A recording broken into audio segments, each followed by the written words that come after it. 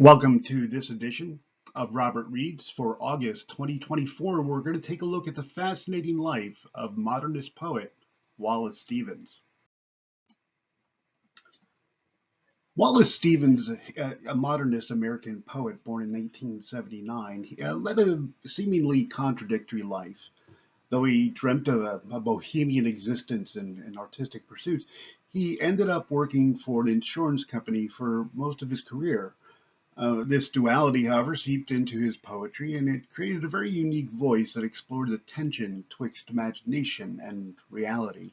Um, his early years were filled with literary aspirations. He went to Harvard College and published a number of poems while there. However, after graduation, the need for financial security took a hold, and he had studied law and became a very successful insurance executive, settling into a very seemingly ordinary life in Hartford, Connecticut. He also traveled extensively to vacation in South Florida, regularly staying at the Hotel Casa Marina. There, he had actually several interactions with key literary figures of the time, Ernest Hemingway, which actually was a drunken fight between him and Hemingway, where he called him the anti-poet poet, and somehow Hemingway took offense. Let's just say that Stevens ended on the downside of that interaction. He also met Robert Frost there, and they had an exchange of words, basically about and critiquing each other's style. I've kind of reimagined it here as a set of text messages in the part of the slide set here, which you can read and get the essence of. There was no physical altercation between them as it was with Hemingway, but it's probably safe to say that alcohol may have been involved in both. Anyway, despite his corporate job, Stevens never abandoned his creative side. He continued to write poetry, publishing his first major collection, Harmonium, in 1923. And this collection established a very distinct style, marked by very rich imagery, philosophical meanderings and thought, and a very commanding and vibrant use of the English language. Um, his poems often explored the relationship between the imagination and the rest of the world. He found beauty in the ordinary, transforming everyday objects and experiences, and he pretty much created metaphors of these for the human condition. Now, his work is certainly categorized in the modernist literary tradition. It reflected the era's questioning of traditional values and forms. He also borrowed from various movements, including symbolism, some a little bit about imagism. His work is a little bit longer and more complex than Image's poems, and also borrowed quite heavily from the late Romantic period as well. His poems are known for their intellectual complexity, the playful use of sound, and dazzling use of metaphor. Some of his most famous works include Sunday Morning, The Emperor of Ice Cream, 13 Ways of Looking at a Blackbird, and one that we're going to be reading in just a moment, A Rabbit on the King of the Ghost. And there were other poems that he wrote that are favorites of mine. I would put them in the category of Ars Poetica, such as Anecdote of the Jar, The Man with the Blue Guitar, The Idea of Order at Key West, and of Modern Poetry. They all dealt with the art of making art and poetry in particular. Anyway, despite his brilliance, his recognition as a major poet it came later in life. He continued to write prolifically until his death in 1955. He did win the Pulitzer Prize um, 2 years before that, and he's left behind a very rich and influential body of work.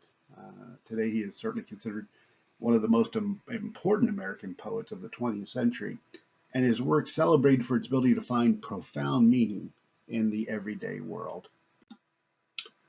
Wallace Stevens' poem "A Rabbit as the King of the Ghost" is it falls into that category of ars poetica, which just simply means it is a poem about creating poetry and the art of poetry. Um, he makes very rich use of the imagery of animals, and um, I won't deny that his work has the lingual and intellectual complexity of, say, other modernist poets, such as T.S. Eliot and, say, Ezra Pound, for example, uh, but not as obtuse in terms of its accessibility than, say, Ginsberg. And that's not to say that Ginsberg poetry is bad. It just usually takes several readings for folks to get something out of it here. But upon your first listen upon the ear, it's helpful to know that the rabbit and the cat each represent the duality in his life. The rabbit and its attachment and figuring of his ordinary life, and the green cat representing the more creative, expressive side of his life. A Rabbit as the King of Ghosts by Wallace Stevens. The difficulty you think at the end of the day, when the shapeless shadow covers the sun and nothing is left except all light on your fur. There was the cat slopping its milk all day. Fat cat, red tongue, green mind, white milk, and August, the most peaceful month.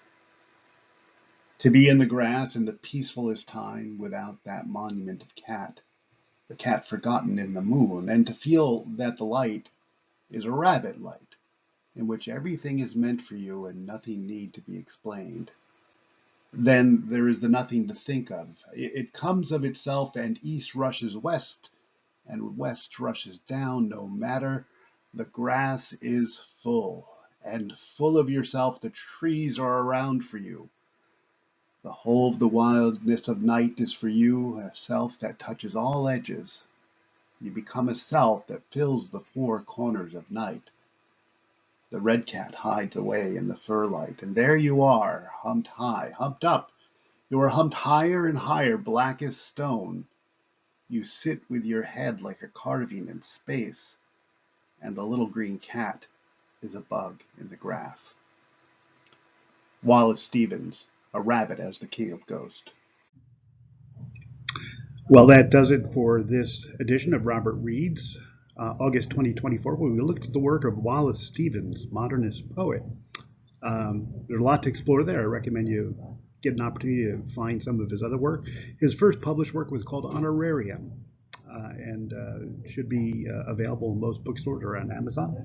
A lot of folks are coming to our Mad Art Supper Club on July 28th, so if you are in the eastern part of Monmouth County, we have a great open mic event called the Mad Art Supper Club. It features a full Italian dinner as well as generous reading times for new poets and new work. Also, we have some work planned for a spoken word event in the fall called Verses in Autumn that we'll be doing here at our patron, the Alperon Library here in Long Branch. And again, great thanks for them for allowing us to use them as a production studio here. And what else do we have planned? Oh, yeah, we're going to do a repeat of the Father Christmas Letters by J.R.R. Tolkien, most likely the Sunday after Thanksgiving. Anyway, you'll hear more about these events in next month's newsletter. Just subscribe by scanning the QR code above, and that'll keep you in the loop on what we're doing with spoken word poetry. Have a great month. Talk to you soon.